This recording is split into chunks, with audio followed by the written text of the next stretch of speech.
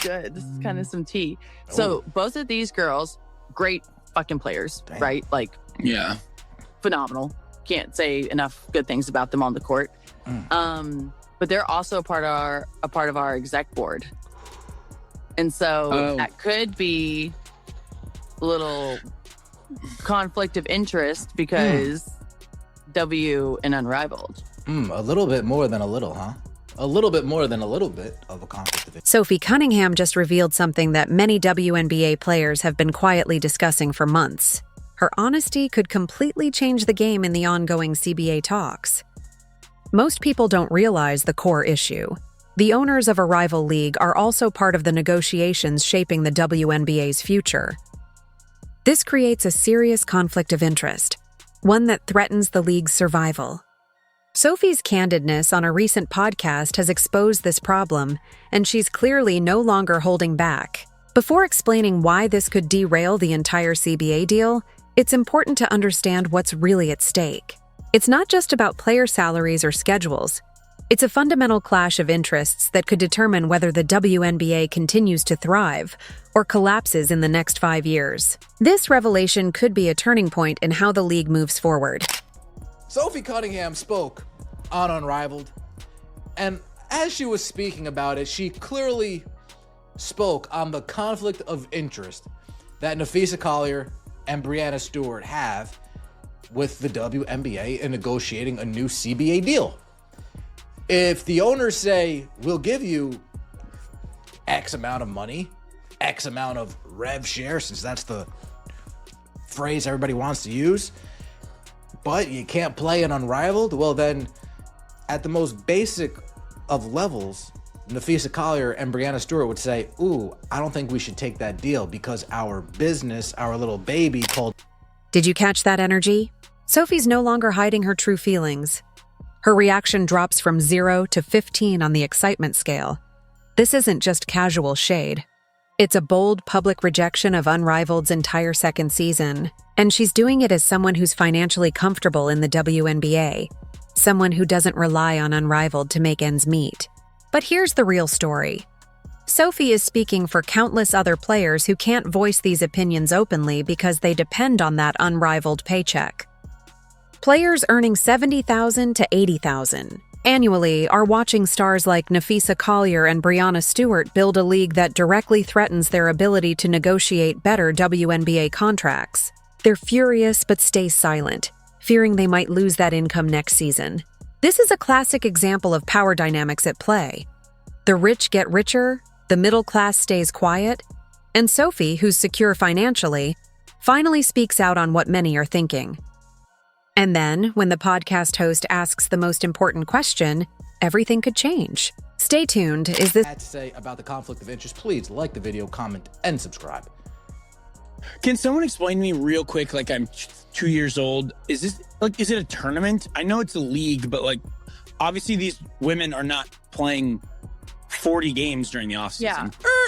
See, Wes, that's why I like you, Wes. You're the normal person, right? You're the casual. Is this a tournament or a league? What exactly is it?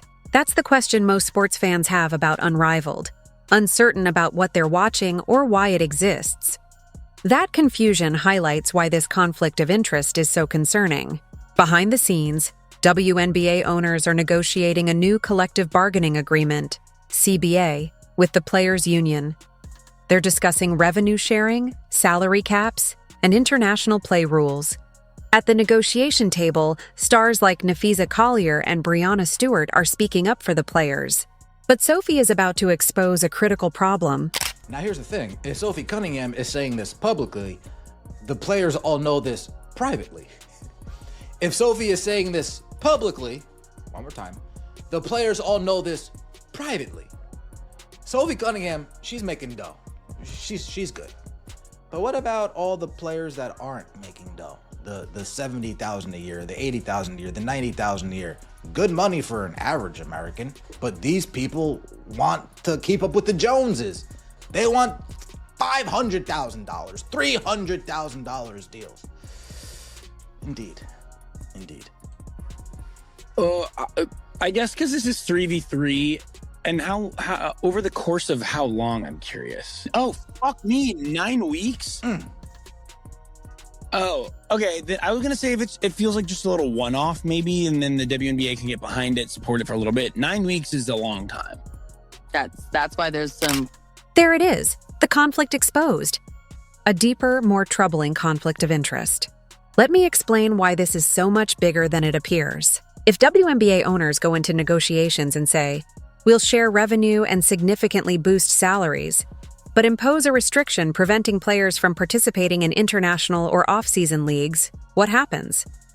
Nafisa Collier and Brianna Stewart, who own Unrivaled, are directly affected. Their entire business model depends on WNBA players competing during the off-season. If players are barred from these leagues, Unrivaled's value collapses. So, they have a huge financial stake in rejecting any deal that limits off-season play, even if such a deal would benefit the vast majority of WNBA players.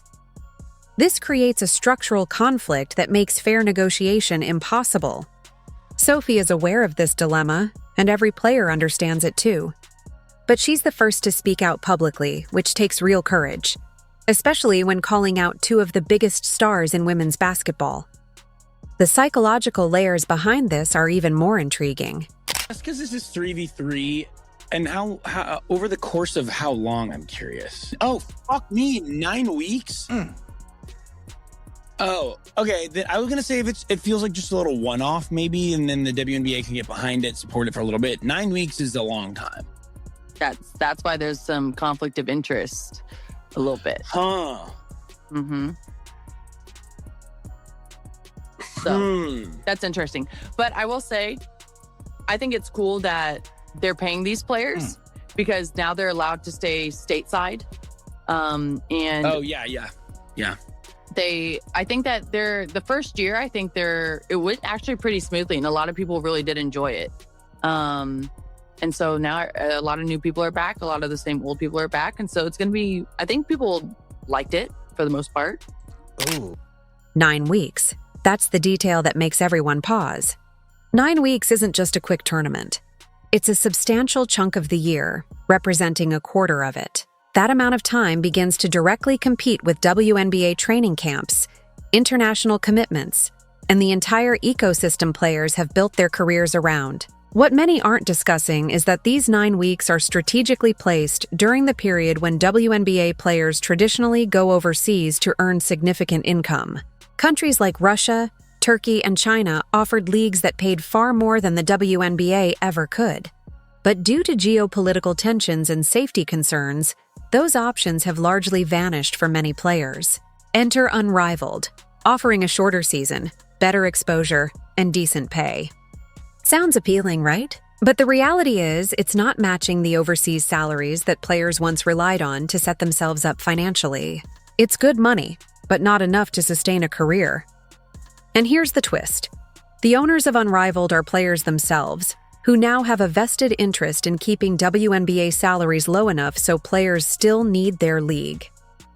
They benefit from a system where WNBA pay remains inadequate. Sophie's challenge is navigating this complex web. Because now they're allowed to stay stateside. And oh yeah.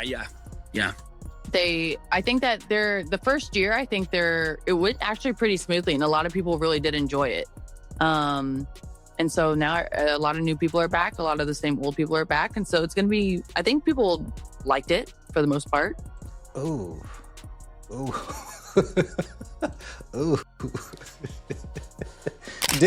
I believe most people appreciated the cautious wording, someone who understands the ratings, pointing out that the story behind the numbers is quite different from the PR spin.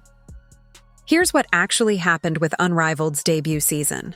It kicked off with huge hype and decent initial ratings, but then viewership plummeted dramatically. Casual fans who tuned in expecting high-level WNBA quality competition ended up watching 3-on-3 pickup games and quickly lost interest. Now, heading into year 2, the league is without its biggest stars, Caitlin Clark, Angel Reese, and A'ja Wilson, who are the biggest draws in women's basketball. When Sophie says people liked it for the most part, she's being diplomatic.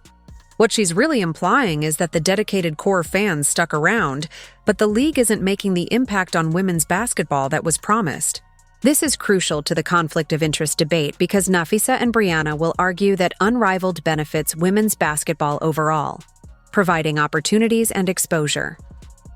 But if the ratings aren't supporting that claim, if fans aren't actually watching, then what's the real goal? Is it truly about growing the sport, or is it just creating a revenue stream for a small elite group of players? That's where Sophie's strategic positioning becomes especially compelling. I fucking don't golf, and I knew that. Well, I didn't know. I knew I should have probably looked it up before I put it all over my social media. But Did you delete and repost, or did you leave up? Nope, left up. Posted just a kind of ugly photo of me, like 4 ? Yeah, I don't know. Like I was just like, I messed up. I have no idea. I don't know shit about golf. I'm really good at drinking and driving the golf cart. Actually, not a bad. I have a pretty good short game too. Bink, bink, bink, bink, bink. Yeah, mini golf is your thing. Yeah. I would kill people at mini golf. But yeah, I have no idea what I'm going to be doing. I don't really know how I even got invited to an event. Oh, I know how. Like this, but I'm really excited for it. It's in Florida. Caitlin will be golfing. Me and Lexi will. I have no idea what we're going to be doing, but I know me and Lex will be having a great time. Yeah. Hey, actually, speaking of great time, This is Awesome. This is brilliant. Sophie is casually mentioning her plans to attend the Annika golf event with Caitlin Clark, acting as if it's no big deal. Honestly, I'm not sure how I got invited to any of this, but I know Lex and I will be having a great time. But let's be real, she knows exactly how she got invited. Sophie was invited because she's riding the Caitlin Clark wave better than almost anyone in the WNBA. While other players have been voicing complaints about Caitlin's skyrocketing popularity or staying silent, Sophie embraced it. She became Caitlin's teammate, her defender, her friend. Now she's getting invites to major sporting events, appearing on Good Morning America, and showing up at NASCAR races. Sophie is building a media career that exists completely outside of basketball. She's positioning herself for the Nate Berkus route, transitioning from professional athlete to morning show host to entertainment personality. She doesn't need Unrivaled or the WNBA to pay her more. She's creating her own brand that transcends the league. This financial independence is precisely why Sophie can speak freely. She's not desperate for the next paycheck, so she can tell the truth without fear of financial repercussion. But here's where things get even more complicated. The timing of Sophie's comments isn't coincidental. The CBA negotiations are happening right now. The players' union is fighting for revenue sharing, higher salary caps, and better travel conditions. Meanwhile, the owners are pushing back, claiming the league isn't profitable enough yet. The problem intensifies when 2 of the most prominent players negotiating the deal, Nafisa and Brianna, own a competing league. Their financial interests are directly opposed to securing the best possible WNBA deal. Let me walk you through the exact scenario that has players worried. The WNBA owners come to the negotiating table with a tempting offer. We'll give you 50% revenue sharing, triple the salary cap, and provide charter flights for every team. But there's a catch. Players can't participate in any competing leagues during the offseason without league approval. For 99% of WNBA players, this would be a game changer. Life-changing money, improved working conditions, real financial security. But for Nafisa and Brianna, this deal threatens their entire investment and business model, Unrivaled. Without WNBA players, their league collapses. So what options do they have? Do they push for a deal that benefits most players but destroys their own league? Or do they oppose restrictions, risking worse terms for the players they're supposed to represent? This isn't hypothetical. It's the real scenario unfolding right now. Sophie's comments have forced everyone to confront this truth publicly. The implications extend beyond the CBA negotiations. Consider how this impacts player recruitment for Unrivaled. Nafisa and Brianna are trying to convince players to commit to their league, but those players are watching how Nafisa and Brianna are negotiating the WNBA deal. If players see the league owners potentially sabotaging WNBA negotiations to protect their own interests, trust erodes. It's classic game theory.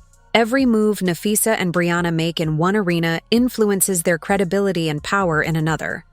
The more transparent these conflicts become, the more difficult their position gets.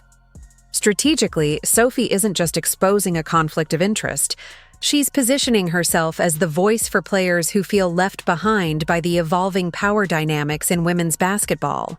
She's highlighting the deeper stakes involved, framing herself as a champion for the broader player base.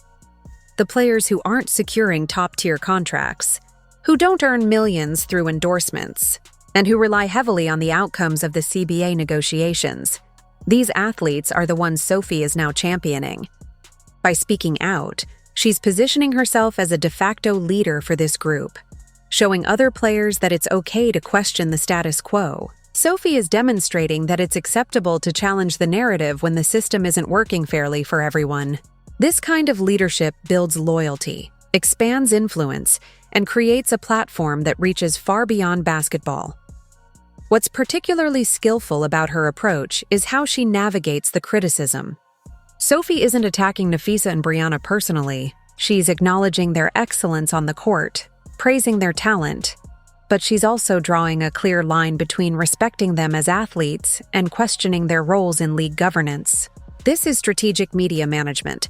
She's making her point without creating enemies or alienating allies. However, the big question now is, what happens next? Sophie's comments have opened a Pandora's box. Other players may feel empowered to speak out, and media outlets will likely start asking more pointed questions about conflicts of interest. The WNBA and the Players' Union will be forced to confront these issues directly. Nafisa and Brianna are now in a tough spot. If they step back from CBA negotiations, they risk admitting the conflict of interest exists and losing influence over the league's future. If they stay involved, every move will be scrutinized to see if it benefits all players or just their own interests with Unrivaled. This moment, power struggles and the push toward equitable progress. Attendance is rising, ratings are climbing, and sponsorship dollars are flowing into women's basketball. Yet, with growth come inevitable tensions. Who truly benefits? Who controls the narrative? Who gets to shape the league's future? And what happens when decision-makers have conflicting financial interests? In men's sports, these conflicts have existed for years. Players often launch businesses, invest in competing leagues, and build brands that sometimes challenge their primary sport. But because men's sports generate enormous amounts of revenue, these conflicts rarely threaten the core product. The NBA isn't concerned about players starting rival leagues because its financial dominance overshadows everything else. Women's basketball doesn't have that luxury. The revenue is still relatively modest, and the margin for error is slim. Supporters argue it keeps players local, offers additional income, and helps grow the game. Critics contend it's a vanity project, diverting attention from the WNBA, causing scheduling conflicts, and mainly benefiting a small group of elite players. The truth is, both perspectives can coexist. Unrivaled may provide value for some players while creating challenges for the broader ecosystem. Sophie's critique highlights this complexity. She's not saying Unrivaled shouldn't exist. She's pointing out that those running it shouldn't also be negotiating the league's future. From the owner's perspective, they've invested millions into franchises, and these internal conflicts threaten that investment, especially as the sport continues to evolve. On the other hand, players have been underpaid for decades. Many risk their health playing overseas just to make a living. They've built the WNBA's brand through their talent and dedication, and now they believe it's time to get a fair share of the revenue. If owners refuse to meet their demands, players argue they should create their own opportunities. Both sides have valid grievances, and both have reasonable arguments. Yet Sophie's point is that when the same individuals sit on both sides of negotiations, those who are both players and league owners, the system becomes inherently flawed. Negotiating with oneself is fundamentally unfair, and that's the core issue Sophie highlights. Her critique is more nuanced than simply saying players should be paid more or that owners are greedy. She's exposing a structural problem in the negotiation process itself. So, what's the solution? How do you resolve such a deep-rooted conflict of interest? Some suggest that figures like Nafisa and Brianna should recuse themselves from CBA talks, letting other players represent the union's interests. But that's complicated because they are two of the league's most prominent voices. Silencing them might feel unjust. Others propose integrating Unrivaled into the WNBA as an official off-season league, but that would undermine the independence that attracts its founders. Perhaps the answer lies in transparency, making every aspect of the negotiations public, showing exactly what's being proposed and who is advocating for what. This openness could help ensure fairness, accountability, and trust in a process currently compromised by conflicts of interest.